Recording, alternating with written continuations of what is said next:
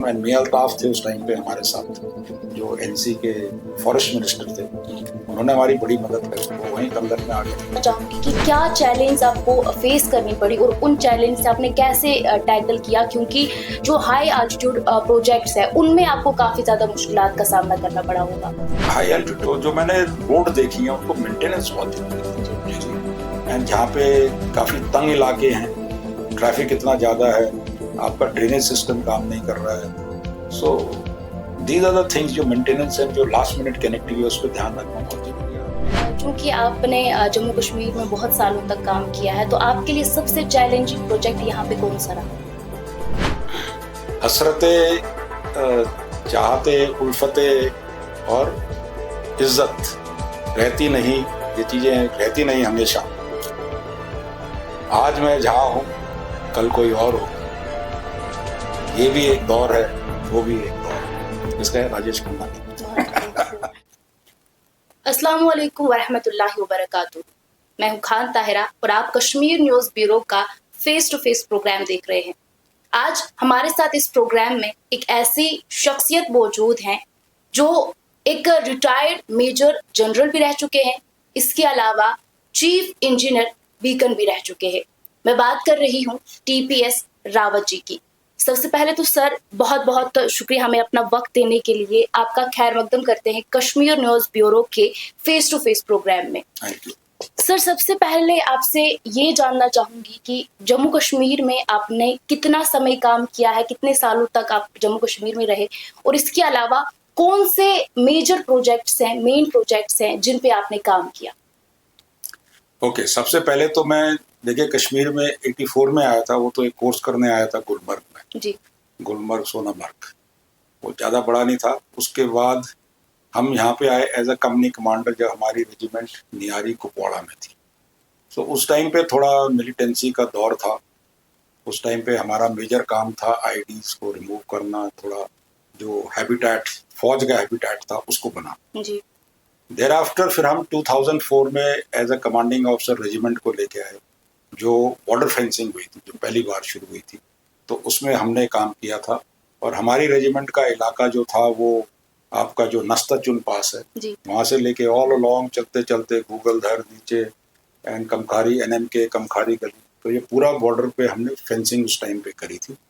That was the major part that time. And finally हम 2010 15 अगस्त, I remember the date, मैं land करा था इधर एज चीफ इंजीनियर बीकन। उस टाइम पे यहाँ पे काफ़ी वो जो उस टाइम पे पत्थरबाजी चल रही थी, तो वो मौका था। और जिस प्लेन में मैं आया था उसमें उस दिन सिर्फ 3 सवारी थी जी। एंड फिर उसके बाद हम यहाँ पे 2013 तक रहे, अप्रैल तक, लगभग अबाउट 32-33 महीने में यहाँ था as chief in border works. And देखिए मेजर काम तो उस टाइम पे एक जो होता था, जोजिला में जो स्नो गिरती थी उसको क्लियर करना होता था। उसके अलावा जब मैं आया था तो मेरे को एक चीज़ तो मैंने खुद ही एज डायरेक्टर मिलिट्री ऑपरेशन था मैं आर्मी हेडक्वार्टर में, जो मैंने एक वर्क यहाँ के लिए अप्रूव करा था, वो था आप अगर जोजिला टनल की तरफ गए हैं तो ऊपर जाते हुए 4 जिग आते हैं सर। जब आप जोजिला को क्रॉस करते हैं नीचे से ऊपर को चढ़ते हैं, वो अपना सोनामर्ग से, ठीक है ना। तो उसका एक मेजर काम था, क्योंकि वो जो टर्न थे उसके इतने तंग थे, उसमें गाड़ियां रुकी रहती थी, ट्रैफिक जैम होते थे, लोगों का आना जाना बहुत टाइम लगता था। सो उस टाइम पे एक प्रपोजल था कि आपका जो सेकंड जिग है उधर से एक सीधी रोड ऊपर से सीधा जोजिला टनल को बनानी थी, और साथ ही साथ इसमें हमारे को जो टैंक्स थे वो क्रॉस करने थे। That was main reason for making this jig. So ये जब मैं डायरेक्टर मिलिट्री ऑपरेशन था तो मैंने खुद ही आने से पहले एंडोर्स करा था। तब मुझे नहीं पता था मैं इधर आ रहा हूँ, पर मैंने एंडोर्स करा था कि ये काम 2011 के अगस्त तक खत्म होना है जी। मैं आया था 2010 के 15 अगस्त, और जब मैं आया इधर तो पहले ही दिन हम हेलीकॉप्टर लिया, 19 अगस्त एट टुक ओवर, और कमांडर को लेके हम सीधा वहाँ पहुँच गए ऊपर। सो हमने उनको बोला ये बनाना है, कब तक बनेगा? तो उन्होंने कहा सर अभी तो अमरनाथ यात्रा चली, नीचे बालटाल में चल रहे थे, टूरिस्ट आ रहे थे, जा रहे थे, काफ़ी भीड़ भड़का था। एंड मेरे कमांडर जो था उसने कहा कि सर ये तो अभी अगले साल का टाइम है, तो अगले साल ही करेंगे इसको, ये सब खत्म हो जाएगा ताकि किसी को तंगी ना हो। मैंने कहा नहीं, ये बर्फ पड़ने से पहले ये बनेगा और टैंक जोजिला के पार जाएगा। सो काम शुरू हुआ, तो वो 19 अगस्त को मैंने डायरेक्शन दिए थे एंड हमने 15 अक्टूबर को वो जेग भी बनाया। और उस दिन जो टैंक हमने जो एंडोर्स करा था वो था कि वो सोनामर्ग में उतरेगा ट्रेलर से एंड अपने स्टीम पे जाएगा, मतलब खुद ही टैंक को चला के ले आना पड़ेगा। पर हमने कहा नहीं, क्योंकि जो कंपनी कमांडर आया था टैंक लेके वो मेरा कैडेट था इंडियन मिलिट्री अकेडमी में, तो मैंने उसको बोला भाई इसको हम सीधा ट्रांसपोर्टर पे ही अक्रॉस लेके जाएंगे। तो मैं ठीक है सर, जो आप कह सकें। And we took the tank across on 15 October 2010, 10 months ahead of schedule, and the tanks went across. And आज आप देखते हैं कि क्योंकि टैंक वहाँ चले गए तो जो डिफरेंस वैल्यू था चाइना के उधर जो लद्दाख वैली में वो इतना इंक्रीज हो गया कि अब चाइना सोच नहीं सकता कि क्या कहते हैं हमारे पे कुछ हरकत करने की। सो हमने वो 10 महीने पहले कर दिया था। एंड हमारे को आर्मी कमांडर ने उस टाइम जो लेटर लिखा उसमें लिखा कि ये जो कार्य हमने करा है ये बीकन की हिस्ट्री में will be written in golden letters and it has provided us with a strategic deterrent towards our adversary. So that was one main काम जो हमने 10 साल पहले करा था। दूसरा एक और काम था ये जोजिला और जेड मोड का टनल। इसकी कहानी सबको सुननी चाहिए कि कैसे बना है। तो जब हम आए थे तो फिर वही उसी दिन हमने उसका जो कंपनी का जो रेप था वो भी फौज के रिटायर्ड कर्नल साहब थे, इंजीनियर्स के, जानते थे हम पहले से। तो हमने पूछा कि कब तक बनेगा, 1% काम हुआ था तब तक, and that was feasibility study.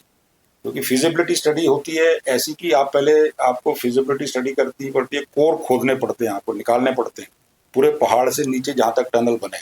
Eight times it is 500, 600, 700 metre के कोर निकलते हैं हर 50 मीटर पे, जिससे आपको रॉक का स्ट्रक्चर और उसका जो किस चीज का बना हुआ है, कैसा उसका फॉर्मेशन है, वो पता चलता है। Based on which you decide on the overburden and किस टाइप को आपका स्ट्रेंथनिंग करनी है, कैसे आपको टनल बनाना है, कहाँ पे प्रॉब्लम आएगी, कैसी प्रॉब्लम आ सकती है। तो वो प्रोजेक्ट था, वो कुछ अराउंड 29 करोड़ का था, both for Z Morh Zojila. So जब हम आए तो हमने पूछा, तो मैंने कहा 1%, तो हमने उनका कहा भैया अगर नहीं करोगे तो I will put it on risk and cost. तो एक ऑस्ट्रियन कंपनी थी जो इंडियन इसके साथ जेवी पे कर गई थी। तो मेरे को ऊपर से प्रेशर भी आता था कुछ लोगों का, कहते थे अरे क्या है तो कर दो, ऐसे ही कर दो, कागजी दूसरा जो बाद में टनल बनाएगा वो कर लेगा। पर now you realise why I insisted is, अभी आपने देखा 2-3 टनल कोलैप्स हुए थे, that is because I felt and I said it on national TV also that it is because there was no feasibility study done.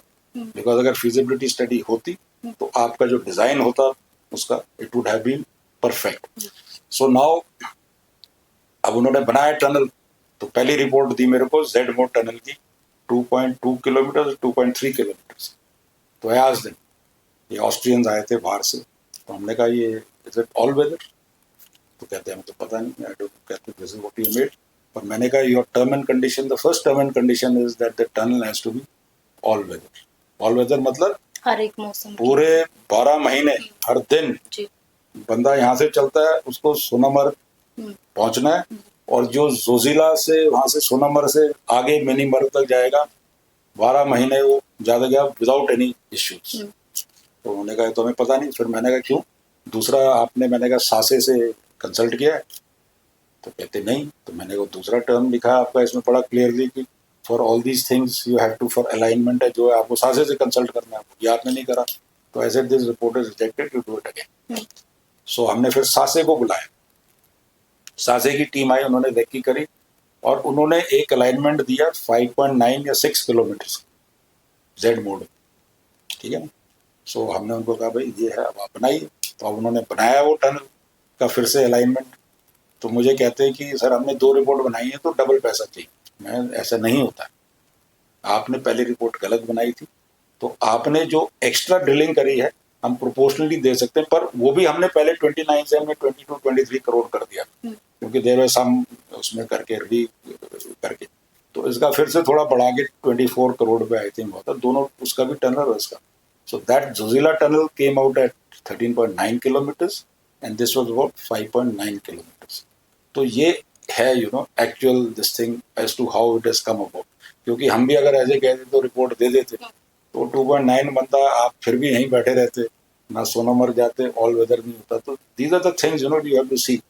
And Silkyara और जो बाद में tunnel में कोलैप्स हुए थे, it was because of this reason only. क्योंकि आपने ना तो पैरेलल टनल बनाया, ना एस्केप टनल बनाए, ना उसकी फिजिबिलिटी स्टडी करी. तो this is the history of how this is come. And Mian Altaf थे उस टाइम पे हमारे साथ, जो एनसी के फॉरेस्ट मिनिस्टर थे. उन्होंने हमारी बड़ी मदद करी. वो वहीं कंगन में आगे रहते हैं. तो इनफैक्ट उन्होंने जब इनॉग्रेशन होना था, फाउंडेशन स्टोन होना था, तो हमें बोला 1 हफ्ते में होगा इनॉग्रेशन, इसका फाउंडेशन स्टोन लगे. तो हमने तो दिल्ली में थे, हमने उनको एक कॉल करा. उन्होंने कहा जनाब आप फिक्र ना कीजिए, आप आ जाइए 2 दिन के बाद में आप आ रहे हैं हमको मिलना. उन्होंने अपना पूरा उधर का सारा जितना रिसोर्सेज लगा के, वो ब्रिज लगा के, ये लगा के, सारा स्टेज सारा तैयार कर दिया. So I am very grateful to him also at that time. At such not, बड़े अच्छे आदमी है, आप मिले हों तो उनसे. तो मियां अल्ताफ हमें कहते थे कि जनाब जब भी जाते हैं ना, बाद में कहते हैं हम यहाँ से गुजरते हैं अपने उधर को जाते हैं कंगन को, तो आपकी याद आती है जब हम ये जेड मोड़ इधर से गुजरते हैं. तो ये है उसकी हिस्ट्री बेसिकली. तो ये 2 मेन काम थे. एंड ऑफ कोर्स बाद में मेजर काम थे ये जो आपकी शमशाबारी रिज है, इसकी जो एक्सेसिबिलिटी थी, वो काफ़ी सारे टेंडर वैसे थे.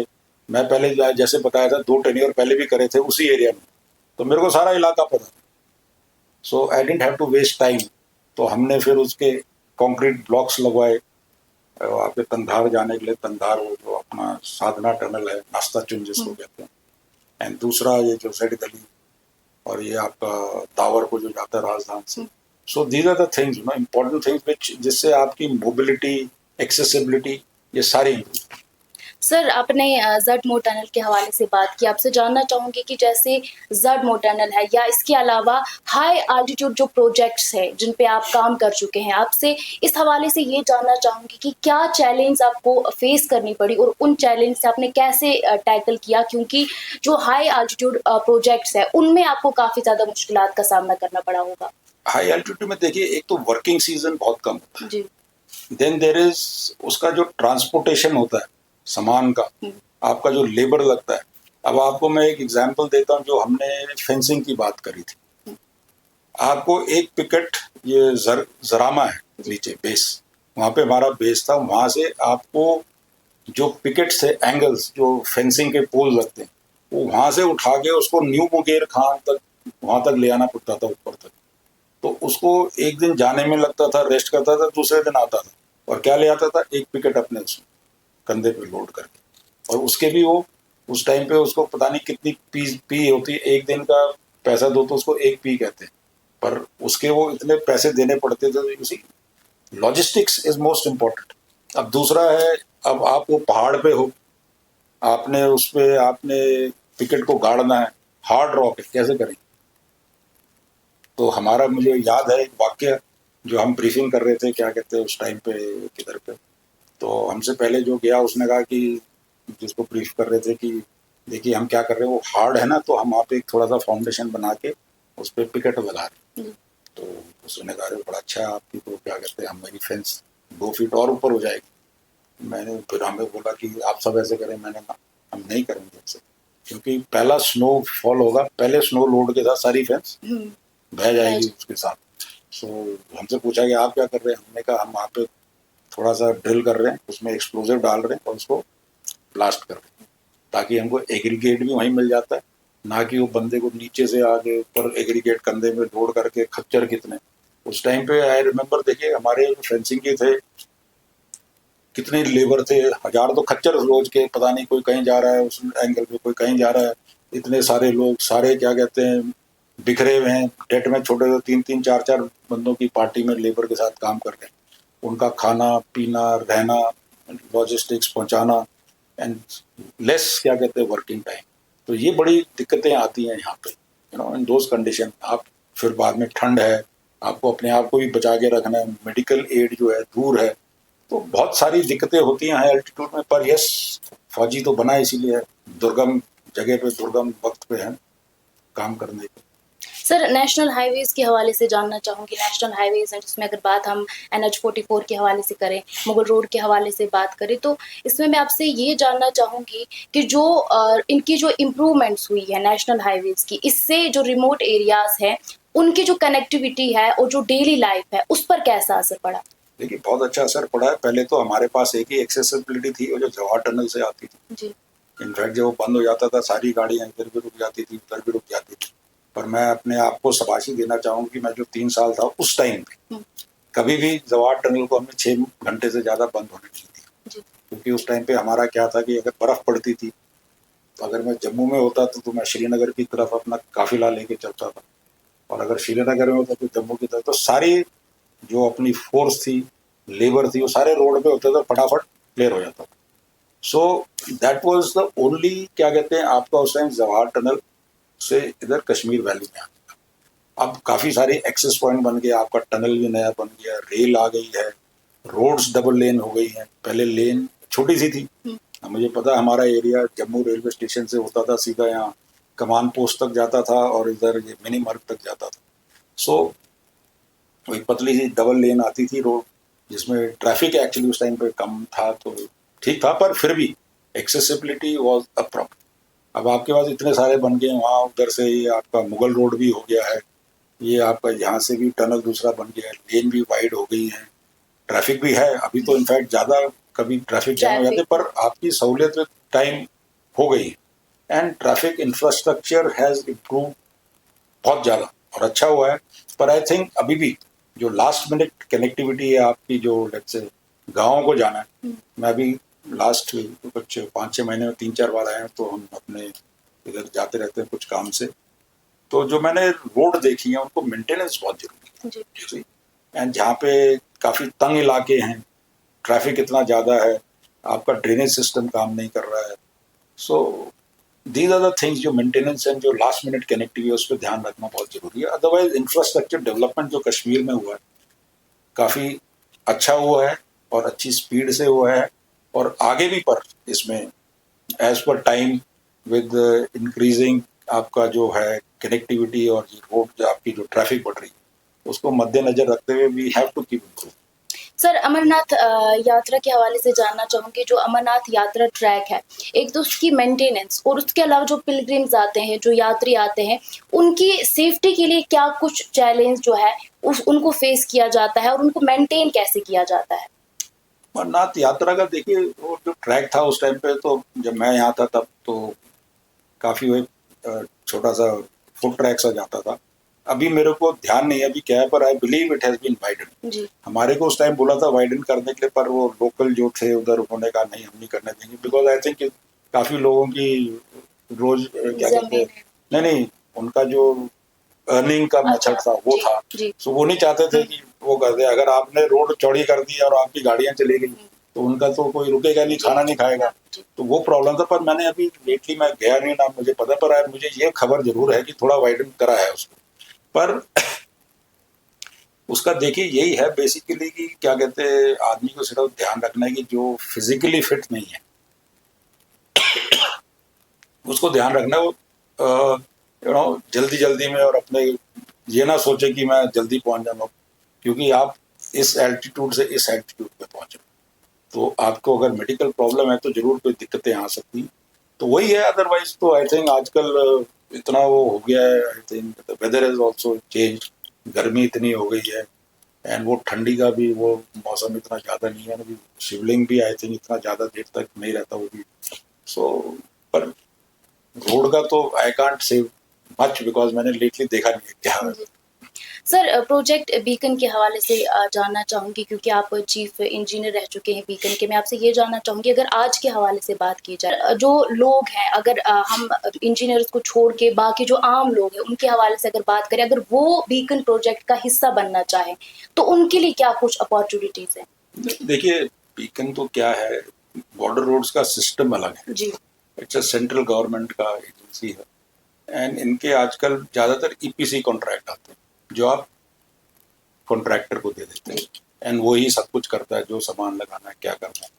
जहाँ तक मेंटेनेंस का काम है, उसके लिए ये कैजुअल लेबर एम्प्लॉय करते हैं।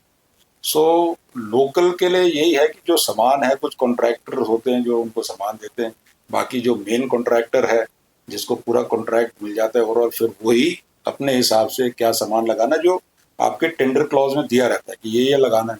सो इतना आई थिंक वो बाकी लोगों का इतना वो कर नहीं सकते, एक्सेप्ट जो आप उनको लोकल लेबर की जो नौकरी दे सकते हैं वही है। उसके अलावा तो आई थिंक स्किल डेवलपमेंट तो आई डोंट थिंक वो ऐसे करेंगे। सर, चूंकि आपने जम्मू कश्मीर में बहुत सालों तक काम किया है, तो आपके लिए सबसे चैलेंजिंग प्रोजेक्ट यहाँ पे कौन सा रहा?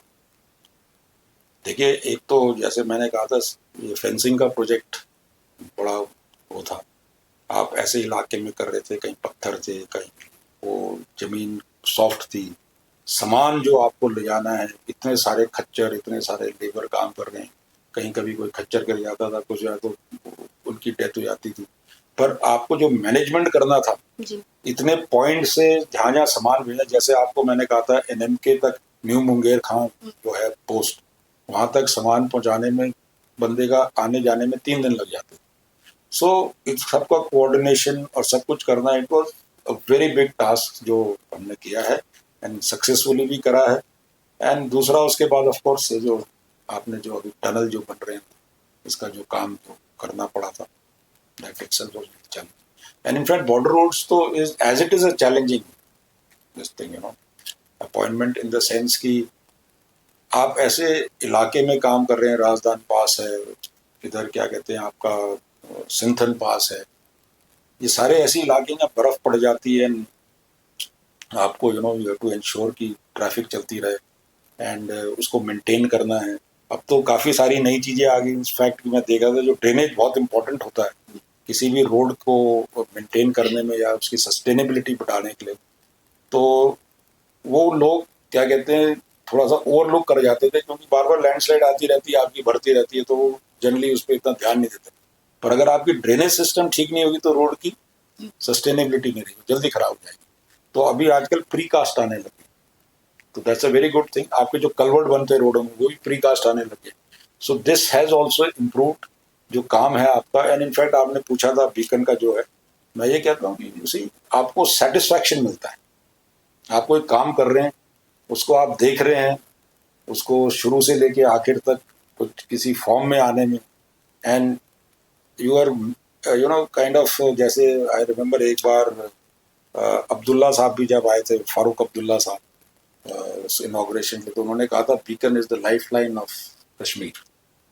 So that is the satisfaction you get यहाँ काम करने से।